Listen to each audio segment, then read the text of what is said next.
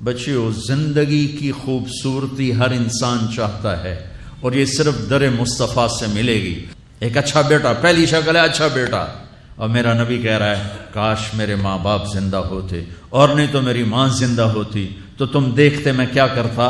میں عشاء کی نماز کے مصلی پہ ہوتا اور میں سورۃ فاتحہ پڑھ رہا ہوتا، اور ادھر سے میرے گھر سے میری ماں مجھے کہتی محمد، تو میں ماں کے لیے نماز توڑ دیتا۔ سبحان، ہاں، میں ماں کے لیے نماز توڑ دیتا۔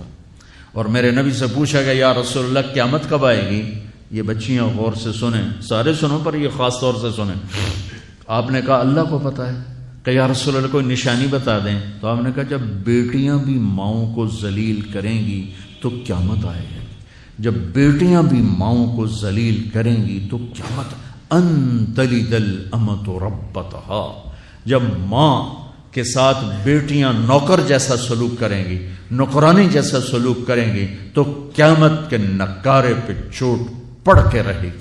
یہ نہیں کہا جب کفر پھیل جائے گا اور جب اسلام مٹ جائے گا، حالانکہ قیامت اس وقت آئے گی جب دنیا میں ایک مسلمان باقی نہیں رہے گا۔ یہ واقعہ کی سنگینی کو بتانے کے لیے فرمایا جب ماؤں کو ذلیل کیا جائے گا قیامت آ جائے گی۔ میرے نبی نے فرمایا عمر تیرے دور میں ایک شخص آئے گا اویس، اس کا قبیلہ ہوگا مراد، آگے سب کاسٹ ہوگی قرن، اویس بن عامر۔ اسے دعا کروانا، وہ کالے رنگ کا ہوگا، چھوٹے قد کا ہوگا، اور اس سے دعا کروانا، دعا تو بھی کروانا، علی تو بھی کروانا، علی اور عمر اویس ان کے لیے دعا کریں۔ انہوں نے پوچھا کیوں؟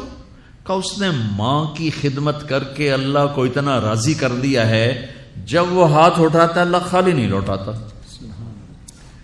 اللہ کی قسم عمر و علی کو اویس کی دعا کی ضرورت نہیں تھی، امت کو پیغام دینا تھا کہ مائیں ذلیل ہو رہی ہیں آج، اور باپ جوان اولاد سے چھپتے پھر رہے ہیں۔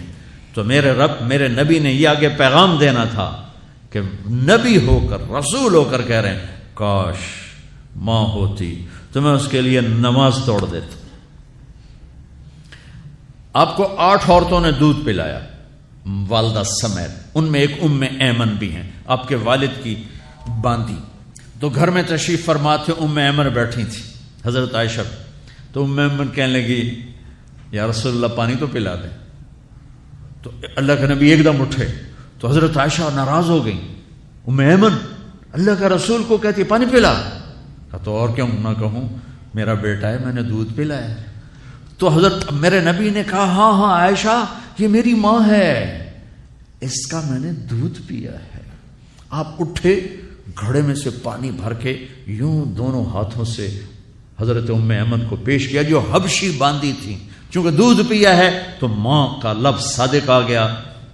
تو بجائے اس کے کہ برا مناتے، آپ خادم بن کے اپنی ماں کو، دودھ پلانے والی ماں کو آپ نے، حضرت حلیمہ سعدیہ تشریف لائیں، آپ نے اپنی چادر بچھا کر اس کے اوپر بٹھایا۔